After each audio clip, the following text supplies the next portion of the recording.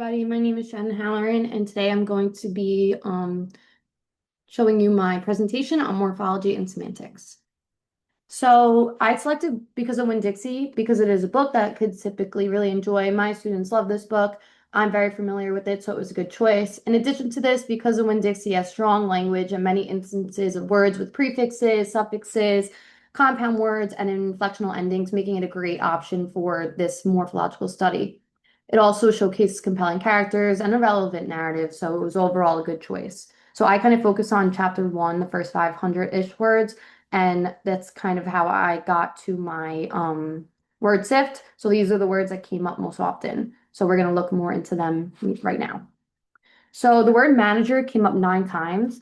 It can be broken into the root word manage and the suffix er. The root manage is a verb that means to direct or control something. The suffix er is a derivational morpheme because it changes the verb into a noun. It creates a whole new word, manager, which means a person who manages. So it changes both the meaning and the part of speech from verb to a noun.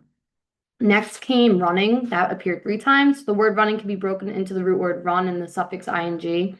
The root run is a verb that means to move quickly on foot. The suffix ing is known as an inflectional morpheme because it changes the grammar of the verb without creating an entirely new word. So the word remains a verb and the part of speech doesn't change in that case. Next 3 times came looked. The word looked can be broken into the root word look and the suffix ed. The root look is a verb that means to direct your eyes towards something, and the suffix ed is an inflectional morpheme because it changes the grammar by showing that the action happened in the past, not creating a new word, and it remains a verb. Next, waving appeared 3 times as well. The word waving can be broken into the root word wave and suffix ing. The root wave is a verb that means to move back and forth, and the suffix ing is an inflectional morpheme because it changes the grammar without changing the part of speech. Again, it shows that the action is happening currently. Wagging came up 2 times. It is formed by adding the inflectional suffix ing to the base word wag. The suffix does not change the meaning or word class of the word. It only shows that the action is in progress. Therefore, wag and suffix ing is putting them together and is an example of inflectional morphology. Next, everybody came up 2 times.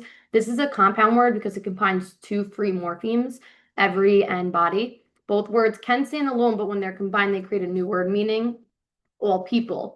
Unlike an inflectional suffix, no ending is added. Instead, just 2 complete words are joined together to form a new meaning. Next, produce. I feel like this was an important one because it can be a noun or a verb, so we really have to break it down. The word produce comes from the Latin root, producere, meaning to bring forth. It contains the Latin root duce, which means to lead or bring, and the prefix pro, meaning forward, as we know. The word originally meant to bring something forward, and in English it developed meaning to create or make something. Rolling appeared 2 times. The word rolling is formed by adding the inflectional suffix ing to the base word roll. The suffix does not change the meaning or word category of the word. Therefore, roll plus ing or ing is an example of inflectional morphology. Employee was shown 2 times. The word employee is formed by adding the derivational suffix e to the base word employ. Suffix changes the meaning of the word by showing the person who receives the action. An employee is a person who is employed or hired. This is an example of derivational morphology. And somebody is a word that comes up 2 times.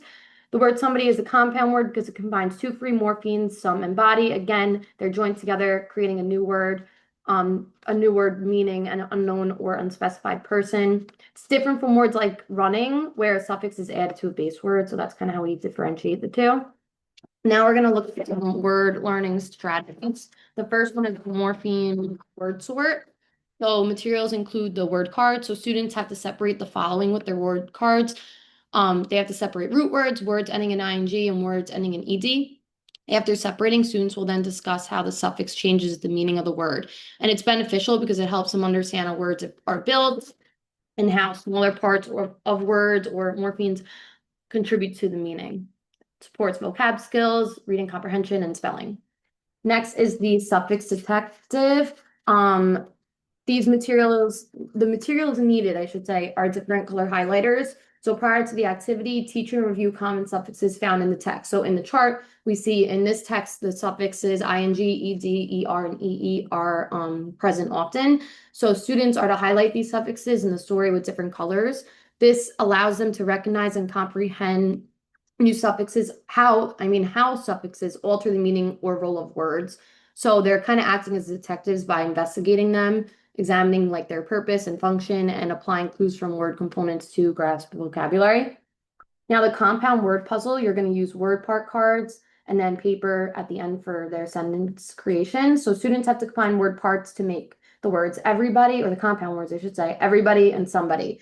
Then students will have to use their created compound words in a sentence. A compound word puzzle, it can be beneficial because it helps students recognize that two smaller words can join together to form a new word with a completely different meaning. It builds their knowledge of how words are created overall, and it improves vocab abilities.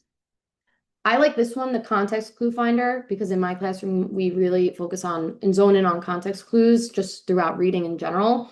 So I took a little piece from chapter 1, which is where I focused on in the book because of Winn-Dixie. So looking at the word produce, again, bringing this word up.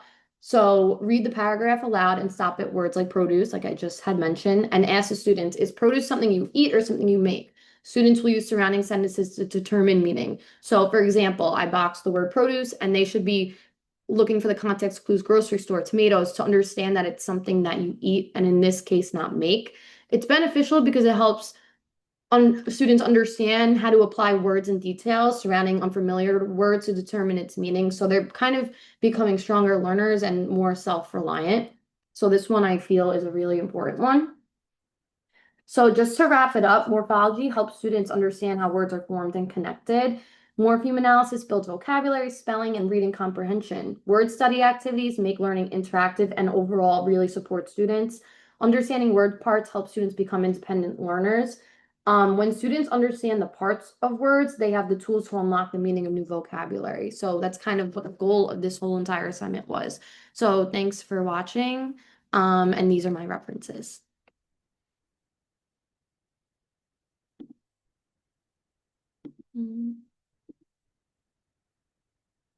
How do I get out?